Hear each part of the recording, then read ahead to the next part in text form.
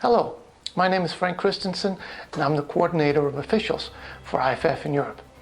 This is the second of two training tapes dealing with catch or no catch. And today we're looking at the timing of the catch. Does the receiver control the ball long enough to make it a catch, or was it too short of a period that it's still an incomplete pass? But before we get to the game film, let's have a look at what the MoFo has to say on this. In the rule book, we go to Rule 243 dealing with catch, interception, recovery. And we go to Article 3A. To catch a ball means that a player, 1, secures firm control with the hand or arm of a live ball in flight before the ball touches the ground, and touches the ground inbounds with any part of his body, and then maintains control of the ball long enough to enable him to perform an act common to the game, i.e. long enough to pitch or hand the ball, advance it, avoid or ward off an opponent, etc., and satisfies paragraphs B, C, and D below. So let's have a look at them. Paragraph B. If a player goes to the ground in the act of catching a pass, with or without contact by an opponent, he must maintain complete and continuous contact of the ball throughout the process of contacting the ground, whether in the field of play or in the end zone. This is also required for a player attempting to make a catch at the sideline and going to the ground out of bounds. If he loses control of the ball, which then touches the ground before he regains control, it is not a catch. If he regains control inbounds prior to the ball touching the ground, it is a catch. C. If the player loses control of the ball while simultaneously touching the ground with any part of his body, or if there is doubt that the acts were simultaneous, it is not a catch. If a player has control of the ball, a slight movement of the ball, even if it touches the ground, will not be considered loss of possession. He must lose control of the ball in order for there to be a loss of possession. And D. If the ball touches the ground after the player secures control and continues to maintain control and the elements above are satisfied, it is a catch. In the MoFo, we go to section 3.7, catches and fumbles. And Article 2 says, if the receiver gets his toe inbounds but his heel comes down a fraction later out of bounds, or vice versa, then the pass is incomplete. If the whole foot touches the ground, it all has to be inbounds for the catch to be completed. This principle does not extend to the foot and leg knee, nor to the hand and arm elbow. These are regarded as separate parts of the body, and only the first contact with the ground is relevant. Number 4 says, a player has the ball long enough to become a ball carrier when, after his foot is on the ground, he does one of the following, sometimes known as acts common to the game. 1. A. Avoiding or warding off impending contact by an opponent. B. Tucking the ball away. C. Advancing the ball or retreating with it. D. Taking additional steps while upright. That means not while falling to the ground. E. Passing the ball or handing it off. 5. Do not try to be too technical on ruling a catch.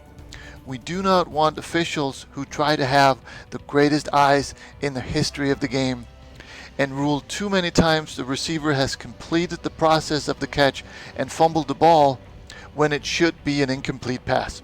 The most important principle is, when in doubt, incomplete. And finally, we use exactly the same approach whether the catch is in the end zone or in the field of play. So that was the technical part. Now let's have a look at some game film.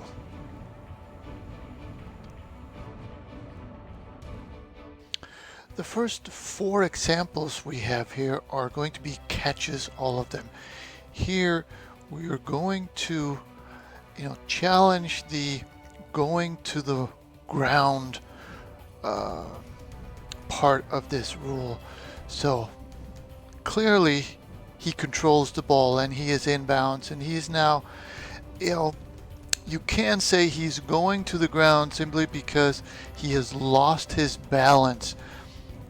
And then he rolls over twice, and here comes the ball. So, if you want to be very, very technical about it, you can say he did not hold on to the ball through the process of going to the ground. However, I think in this situation, this is such a long period that he takes a number of steps and he rolls over twice.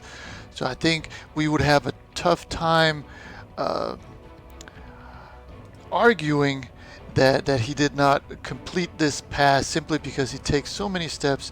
He manages to tuck the ball away, he rolls over, he still has the ball, and then he lets the ball go. So I would say that this needs to be a catch just by common sense.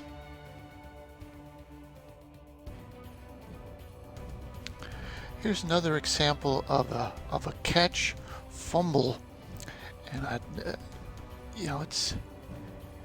think it's fairly clear that the receiver controls the ball, lands inbounds, turns upfield, even makes a few moves, and then with contact from the defense, now the ball is ripped out and immediately recovered by the defense. I think this is one where we would have a very difficult time arguing that this would be incomplete unless we can see him bobbling the ball all the way from the 40 to the 45 to the 35, but that is simply not the case here. This is a catch, a fumble, and a turnover.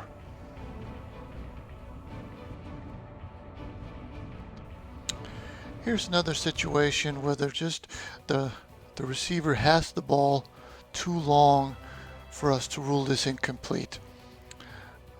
We see control of the ball, down inbounds obviously, and now she manages to turn around, even ward off the first defender, still in control of the ball, and it's not until the second defender comes in that the ball comes out. So this is also a catch, a fumble, and a turnover.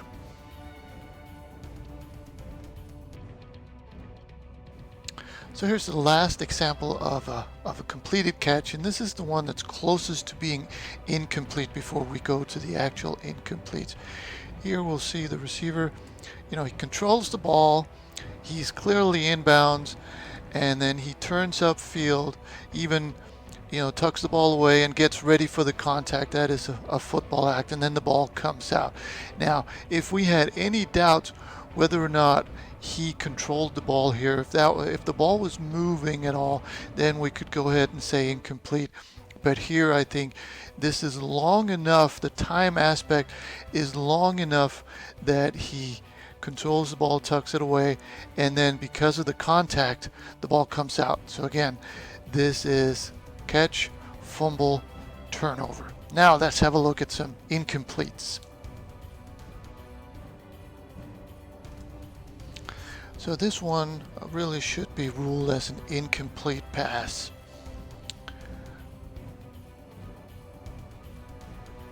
Even though he controls the ball right there, he comes back, he's inbounds, but then the time from he comes back inbounds to the ball pops out is so short that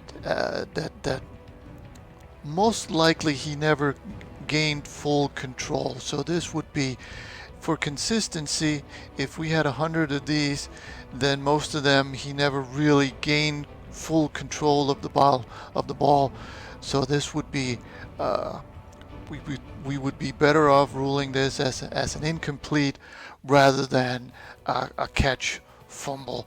And a lot of times we see this and then We see him, well, he gets the ball, now he tucks it away, and here comes the ball. And we have a tendency to think catch, and then the ball comes out, and then fumble.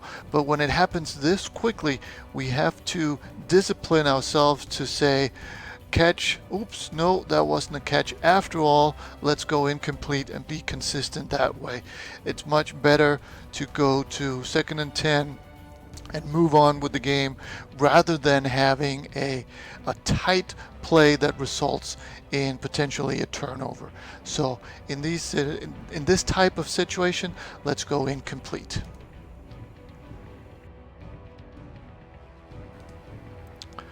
This play also needs to be ruled as an incomplete and was so correctly by the officials on the field. You'll see the receiver controls the ball. He probably catches it and he probably has control of it, but then we have a very good defensive play that knocks the ball out, and because of the timing or the lack of time the receiver has the ball, we are just better off calling this an incomplete when the defense just does this good of a job. We don't want these to turn into catches, fumbles, and potentially turnovers. Another play and another incomplete, and I think here it's fairly obvious just from the timing of it that, you know, we can't tell if there's just a little bit of a bobble by the receiver whereby he never really completed this catch. So we're better off when it's this fast just to rule incomplete every time. Let the receiver prove that he maintained possession throughout the play and throughout the continuing action, and if you can't do that, let's go incomplete on these. In this last example, we're going to see the same principle again.